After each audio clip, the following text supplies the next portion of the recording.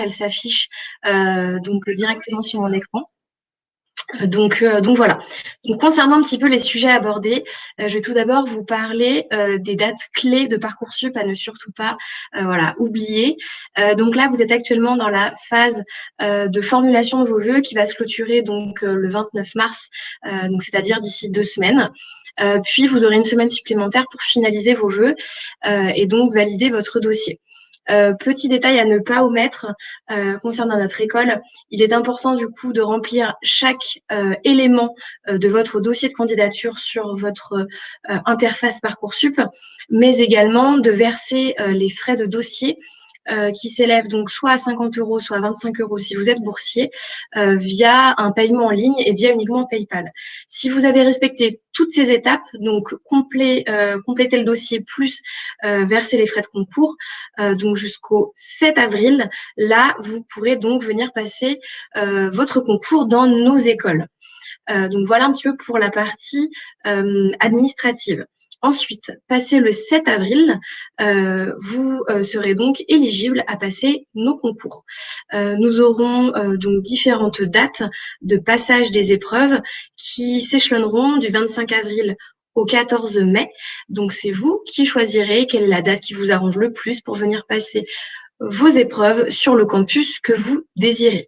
Donc voilà, donc c'est pas plus compliqué que ça concernant un petit peu les deadlines. Et enfin, pardon, vous aurez vos résultats d'admission le 2 juin sur Parcoursup en même temps que toutes les autres écoles. Donc vous aurez tous vos résultats le même jour sur la plateforme Parcoursup.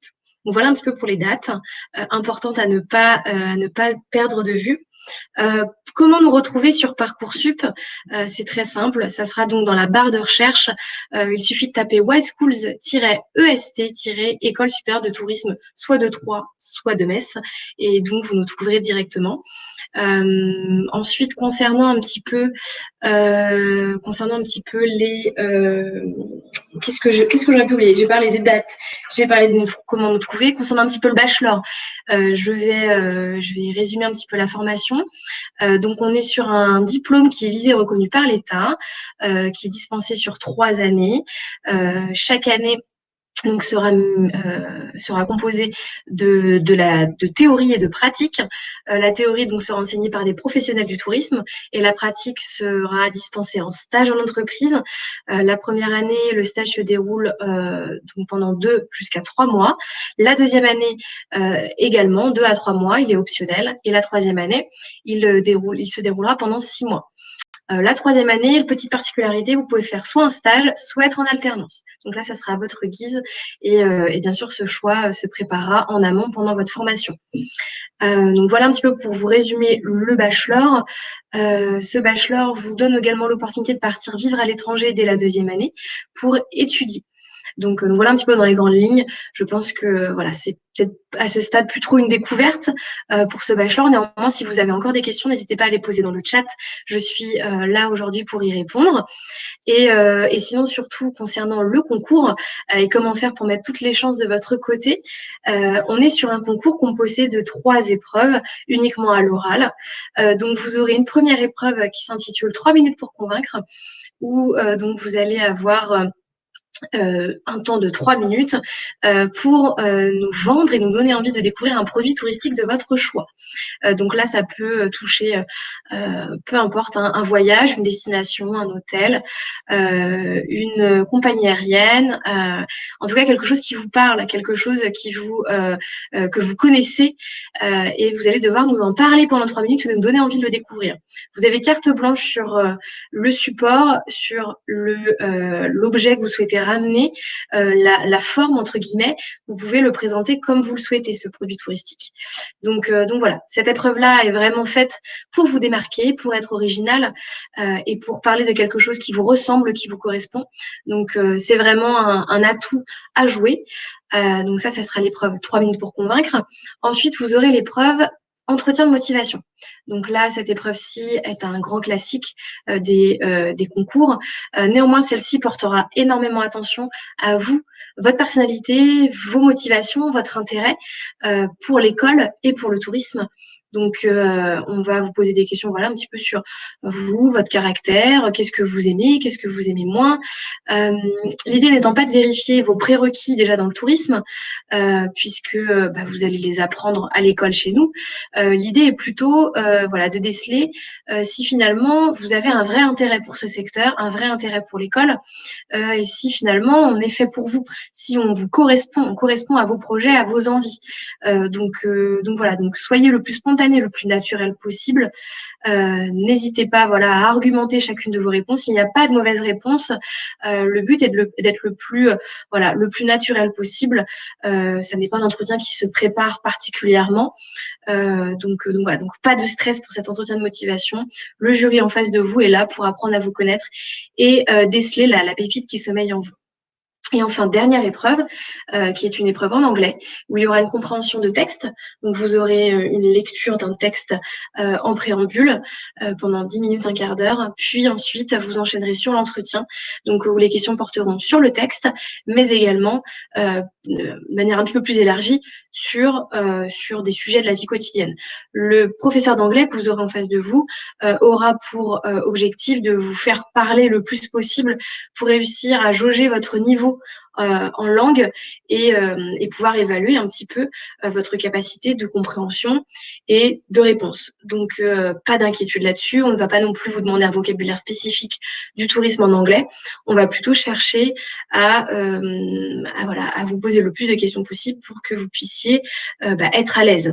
Donc voilà pour les 3 épreuves. 3 minutes pour convaincre, entretien de motivation et entretien en anglais. Et ensuite, ça sera terminé. Vous aurez tout passé et il n'y aura plus qu'à attendre les résultats du coup le 2 juin sur Parcoursup. Voilà un petit peu pour les différentes épreuves. Est-ce qu'il y a éventuellement des questions suite à tous les sujets que je viens d'aborder? Est-ce que c'était des choses que vous découvrez? Est-ce que c'est des choses au contraire dont vous aviez déjà connaissance? Est-ce que pour finaliser votre dossier sur Parcoursup, vous avez besoin de petits tips, de petits éléments complémentaires? Voilà, je suis là pour y répondre. N'hésitez pas à les poser dans l'espace chat. Je suis là pour ça. Et s'il n'y a pas de réponse, c'est que j'ai pas été trop mauvaise et que j'ai répondu un petit peu à toutes vos attentes. Vous pouvez également prendre le micro si vous le souhaitez. Non, ça a l'air bon. Je ne vois pas de message. Ok, super. Hop. Oui, vous pouvez tout à fait poser une question à l'oral, au contraire. Bonsoir. Bonsoir Julie. Bonsoir, oui, ok, on m'entend bien. Oui. Vous aviez parlé que on pouvait partir à l'étranger si on le souhaitait. Oui. Est-ce qu'il est possible d'avoir des aides financières? Parce que ça représente un certain coût. Et dans ce cas-là, savoir comment faire pour accéder à ces aides? Oui, tout à fait. C'est une très bonne question, Julie. Ouais, vous faites bien de la poser. Donc, effectivement, pour le départ à l'étranger en 2e année, donc là, des aides financières peuvent vous être procurées. Alors, ça ne dépend pas de nous. C'est une demande que vous devez faire en parallèle. Et donc, vous êtes effectivement éligible. Donc là, si je ne vous dis pas de bêtises, vous devez faire une demande sur le site, il me semble, du ministère des Affaires étrangères pour obtenir effectivement un petit complément pour pouvoir financer votre départ à l'étranger. D'accord, super, merci. Je vous en prie, Julie. En parallèle, je me permets de vérifier quand même que c'est bien vis-à-vis du site du ministère pour cette information-là. Mais il me semble que oui. D'ailleurs, vous avez cette possibilité. Hop, je vérifie tout de suite en parallèle. Hop là.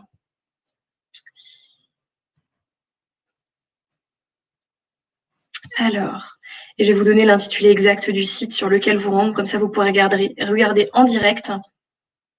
Alors, effectivement, donc ça s'appelle... alors, c'est la bourse Erasmus+, qui effectue... Donc, cette bourse, elle est allouée à tous les étudiants qui effectuent un départ à l'étranger dans un pays de la zone européenne pour une période qui est comprise entre 3 et 12 mois. Et le montant dépend bien sûr de la destination. Et donc, vous pouvez pour tout ce qui est renseignement, vous pourrez donc vous adresser directement. Alors, nous, c'est soit sur le site internet du Erasmus+, ou alors nous, dans tous les cas, il est prévu quand vous serez à l'école, quand vous serez en première année, pour préparer votre départ de deuxième année, vous aurez un rendez-vous avec notre service mobilité internationale qui vous renseignera sur toutes ces bourses, toutes ces aides auxquelles vous pourrez prétendre pour financer votre départ à l'étranger, pour vous aider. Donc, dans tous les cas, vous serez informé de tous les tips et de tous les petits coups de pouce dont vous pourrez bénéficier. Mais en tout cas, dès à présent, sur le site Erasmus+, vous pouvez peut-être déjà avoir des informations. Donc, voilà. D'accord, bah merci. Je vous en prie, Julie. Est-ce qu'il y aurait d'autres questions, peut-être, mesdames, sur alors, le programme, le concours? Tant que je suis présente, je suis là pour répondre à vos questions, donc n'hésitez pas à en profiter. Ça n'est pas que limité à Parcoursup au concours. Peut-être que vous avez d'autres interrogations.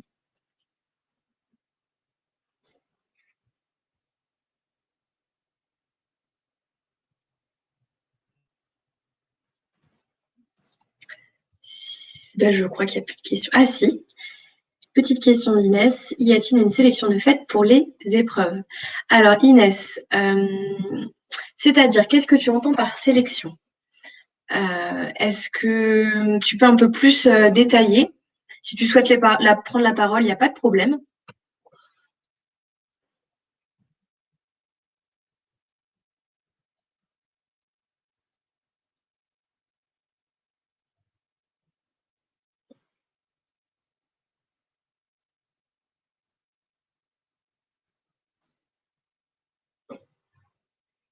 Alors, je pense que Inès doit écrire sa question. Alors, quand je dis que, du coup, ce que je comprendrais, s'il y a une sélection, c'est alors notre candidature. Alors, peut-être si on fait sur dossier, c'est peut-être, c'est comme ça que je comprends la question. Donc, effectivement, quand vous allez déposer votre dossier sur Parcoursup, ok, super. Génial. Donc, c'est bien ça. Donc, effectivement, vos relevés de notes seront publiés sur votre espace Parcoursup par vos enseignants. Donc, nous, on va faire une moyenne académique de vos résultats et ajouter à cela vos épreuves de concours. Donc, en fait, on va faire une moyenne générale. On ne va pas d'abord regarder le dossier et après vous faire passer les épreuves. Voilà, tous ceux qui ont déposé un dossier de candidature et qui auront versé les frais de dossier vont pouvoir candidater à notre concours. Donc, et à la fin de vos épreuves, chaque épreuve a un coefficient avec une note, plus votre moyenne académique du lycée. Et donc, c'est cet ensemble-là qui fera que vous serez admis ou refusé dans notre école. Donc voilà, donc pas d'inquiétude sur ce dossier. Ce dossier n'est pas juste pris en compte. Il y a aussi toute la partie concours et ça forme un ensemble. Donc voilà Inès pour cette question. Et super, ok. Donc est-ce qu'il y a d'autres questions peut-être? N'hésitez pas. Ah, Marie, bah super, c'est génial. Tout le monde pose des questions. Je vais avoir le droit à chacune de vos petites précisions. Alors, Marie, étant donné que mon père est travailleur frontalier, on a vu, comme il s'agit d'une école privée, qu'on ne bénéficie d'aucune bourse, ni française, ni luxembourgeoise. C'est bien ça. Alors, je ne suis pas sûre, Marie. Et je crois bien que tu peux bénéficier de la bourse luxembourgeoise. C'est à vérifier. Tu fais bien de poser la question. C'est là où Juliette, mon binôme, aurait pu te répondre beaucoup plus précisément que moi, qui s'occupe du campus de Metz. Donc, elle est beaucoup plus à jour sur toutes ces bourses-là. Mais il me semble que si. Donc, à reconfirmer. Si tu veux, Marie, on reviendra vers toi avec Juliette pour te donner un peu plus d'infos. Marie et peut-être d'autres qui sont aussi concernés plus par le campus de Metz. Donc, si vous souhaitez, mettez-moi peut-être dans le chat qui ça peut intéresser, cette question de bourse luxembourgeoise. Comme ça, on reviendra vers vous par mail à la limite pour vous donner plus d'infos sur ces aides. Donc voilà. Donc Marie, je note bien que tu es intéressée et que tu as besoin de cette info. Donc on reviendra vers toi pour te la donner. Est-ce qu'il y a aujourd'hui d'autres personnes intéressées aussi? Oui, sinon tu peux directement envoyer un message à Juliette. Si tu as ses coordonnées, effectivement, tu peux directement lui envoyer le message. Elle sera là pour y répondre. Je vais vous mettre son numéro si vous voulez dans le chat. Comme ça, vous aurez directement le numéro de Juliette pour lui poser la question.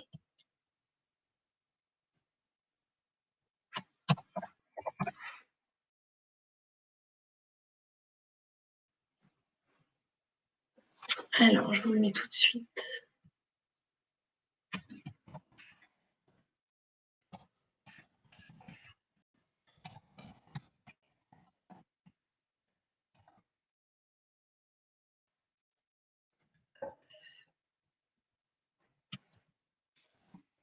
Est-ce qu'il y avait d'autres questions éventuellement?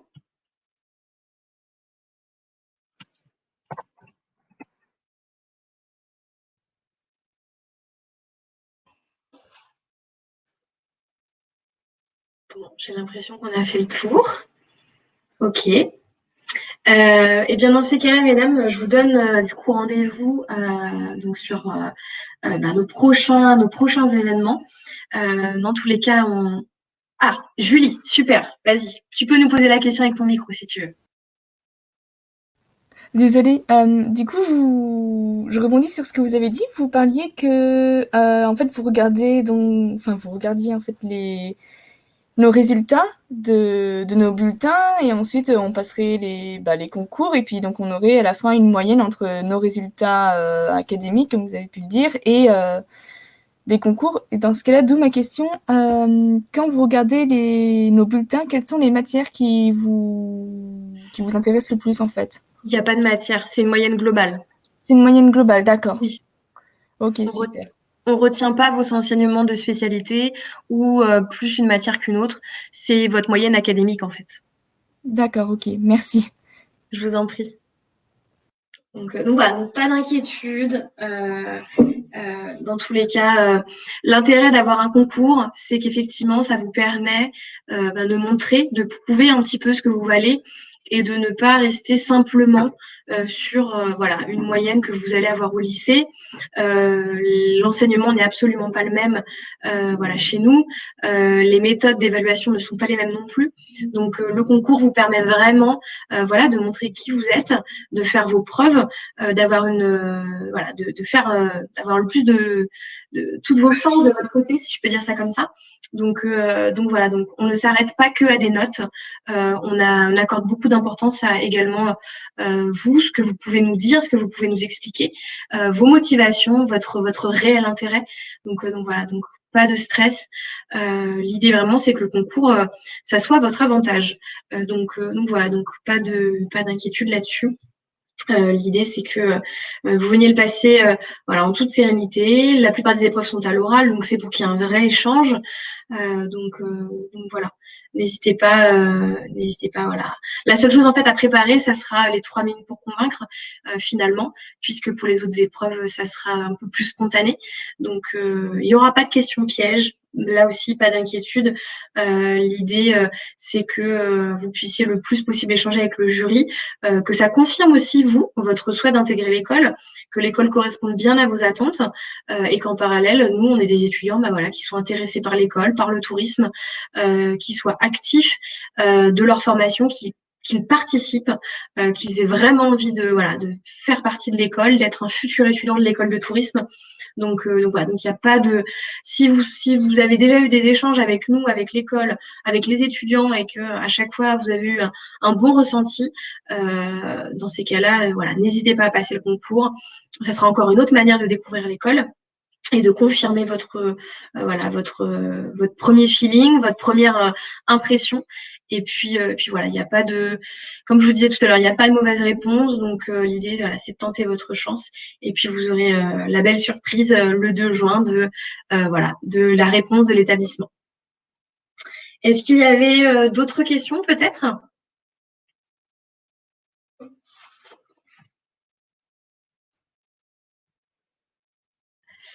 Alors, une petite question d'Inès. Si on a une épreuve qu'on privilégie plus qu'une autre lors du recrutement.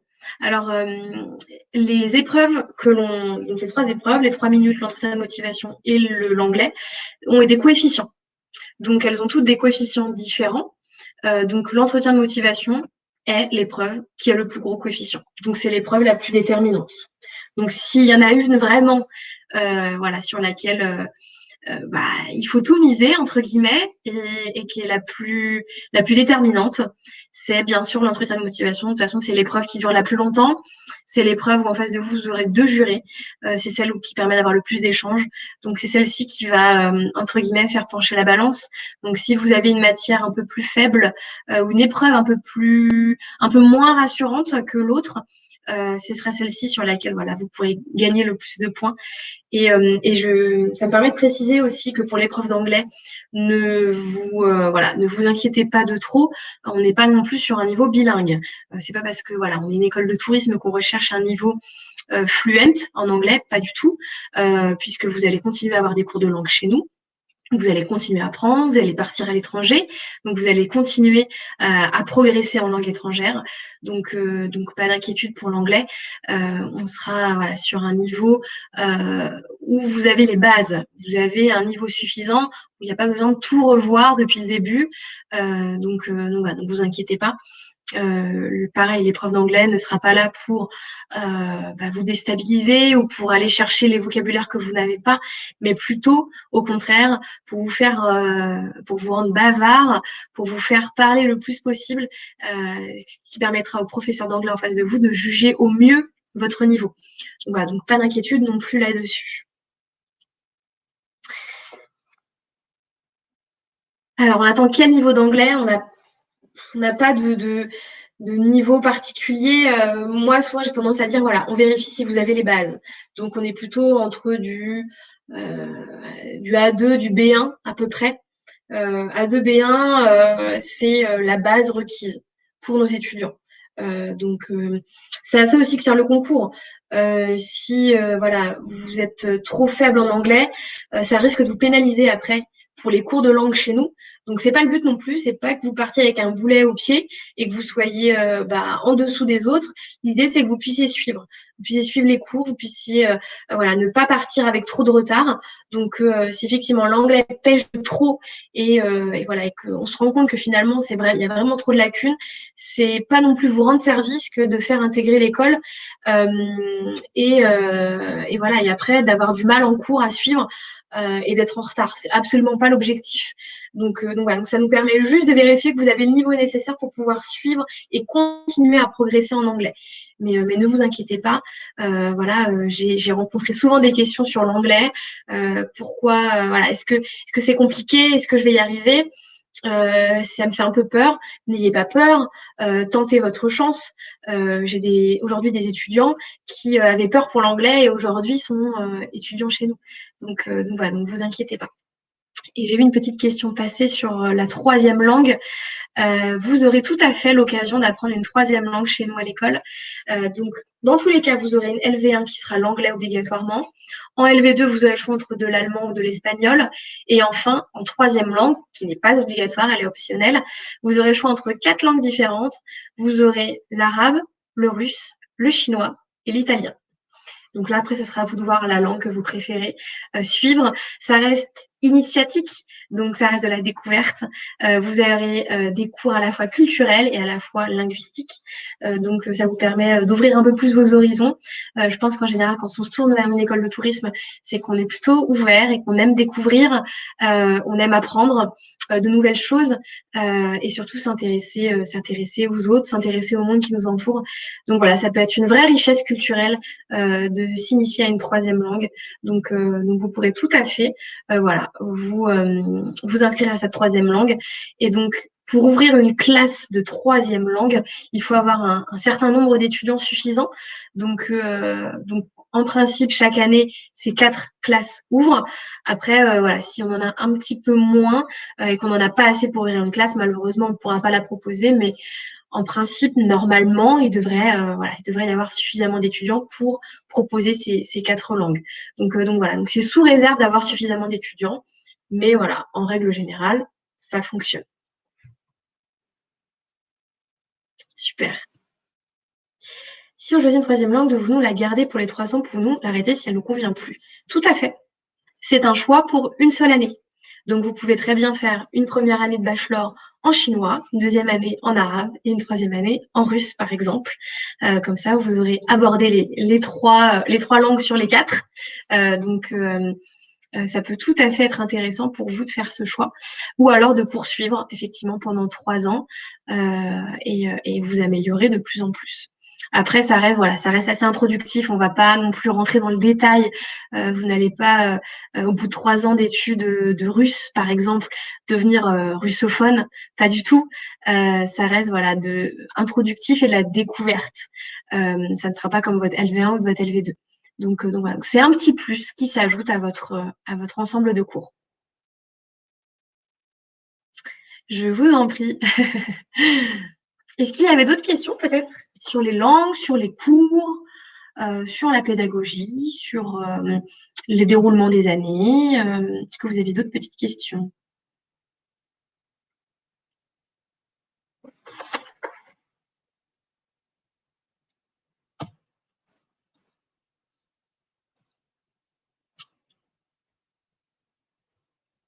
Je ne vois plus de questions apparaître dans le chat.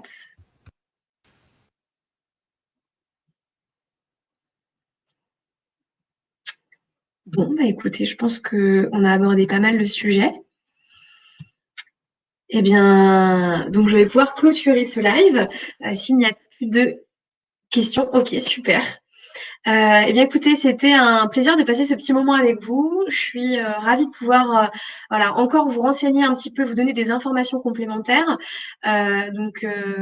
N'hésitez pas, si vous souhaitez avoir un peu plus d'infos, à vous rendre directement sur le stand de notre école, sur la plateforme du coup Why Schools et vous, où vous avez une petite vidéo qui vous présente le bachelor, qui est présentée par l'une de nos étudiantes. Vous avez également la brochure que vous pouvez télécharger directement. Vous avez également le site qui vous dirige, le lien de notre site qui vous dirige vers notre site internet. Je vais y arriver. Donc voilà, donc n'hésitez pas à consulter un petit peu tout ça.